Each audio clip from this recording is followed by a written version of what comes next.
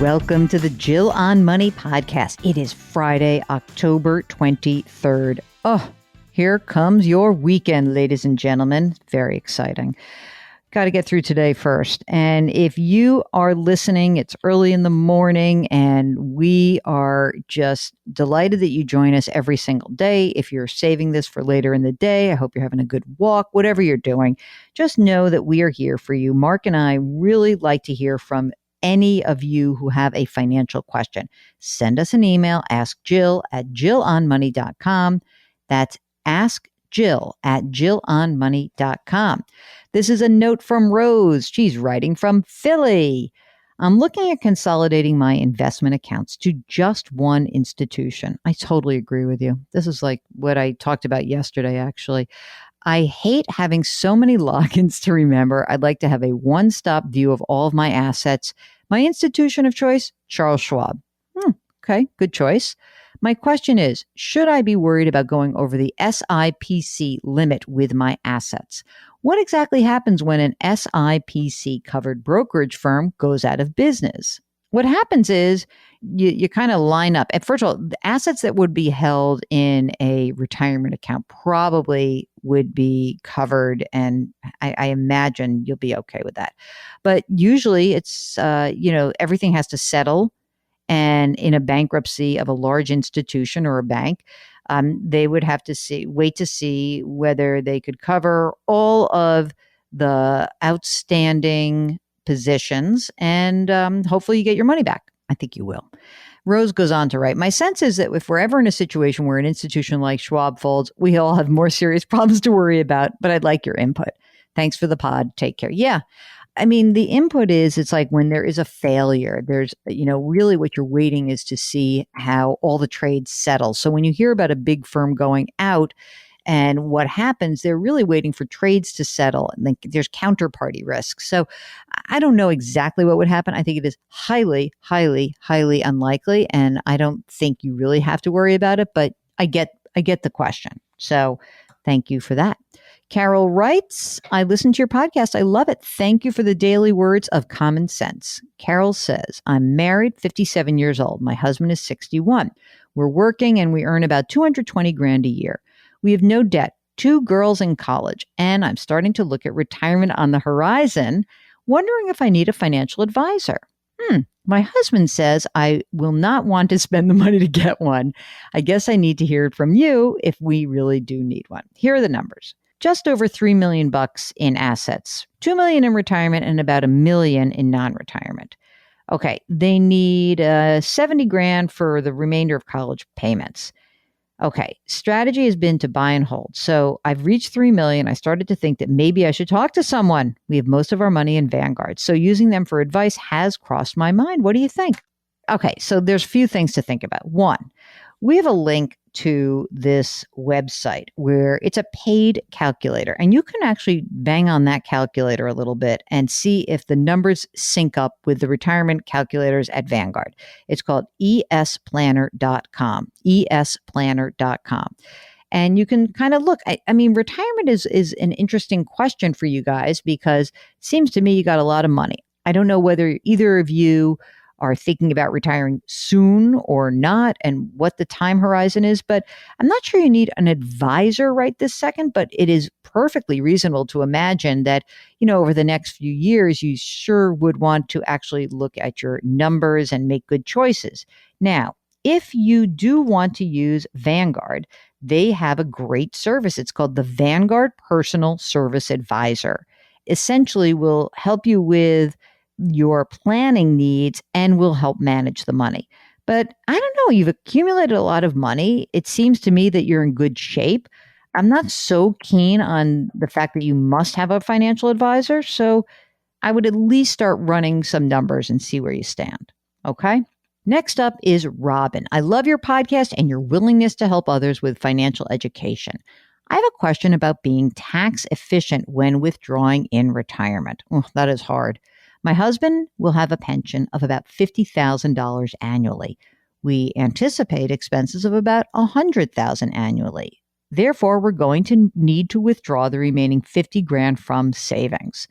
I'm familiar with the idea of withdrawing from taxable accounts first, then tax deferred, then tax free. But I recently read an article about a proportional approach to reduce taxes over the long term because we have stock ownership with a very low cost basis. I would want to try to keep our capital gains taxes low.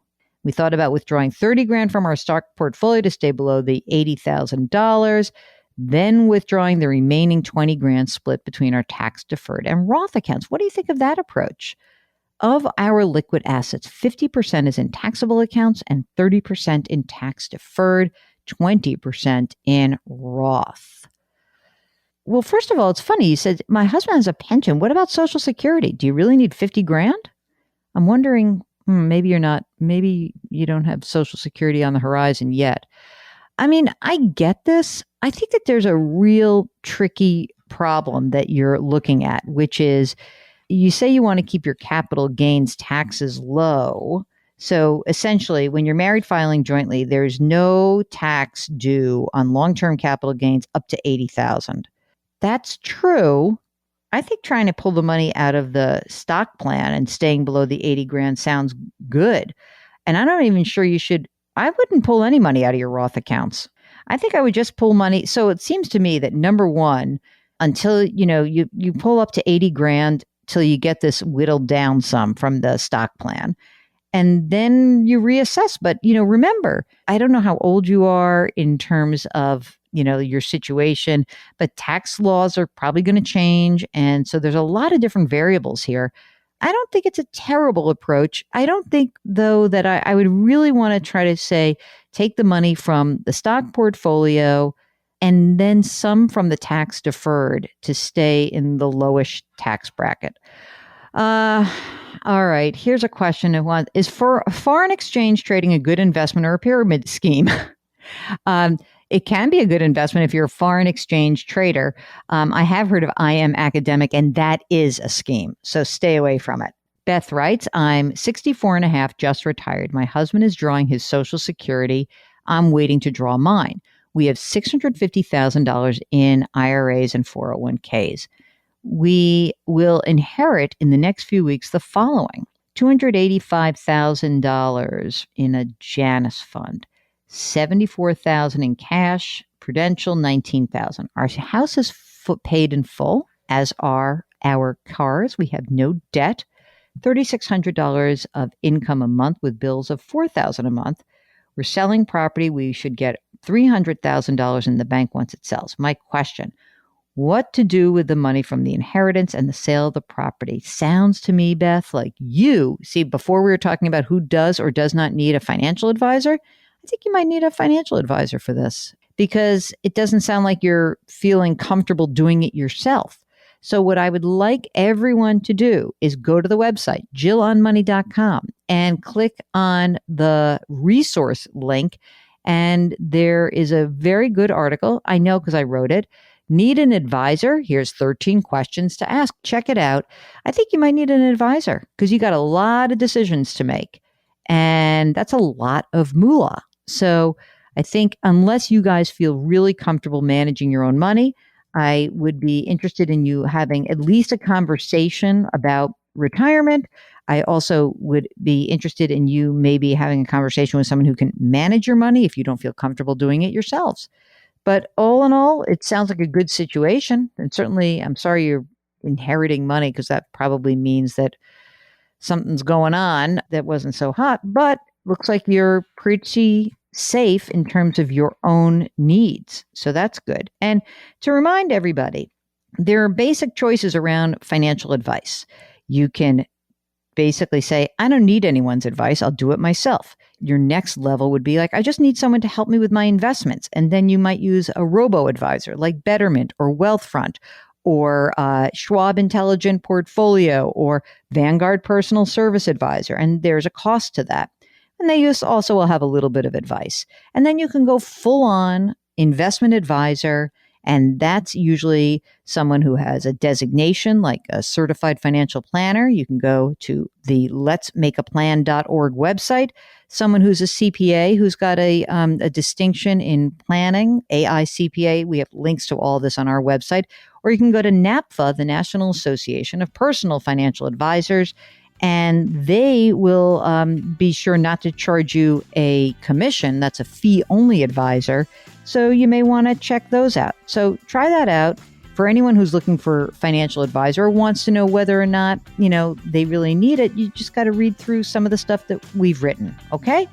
All right, that's it for the show. Oh, it's very exciting because we have a big weekend up. I want to wet your whistle with a good tease. That's it. That's your tease. Okay? So tune in this weekend. We've got a fun interview. It's Jill on Money, where we always encourage you to wash your hands, wear your masks, maintain your physical distancing, and try to lift somebody up today. We'll talk to you tomorrow.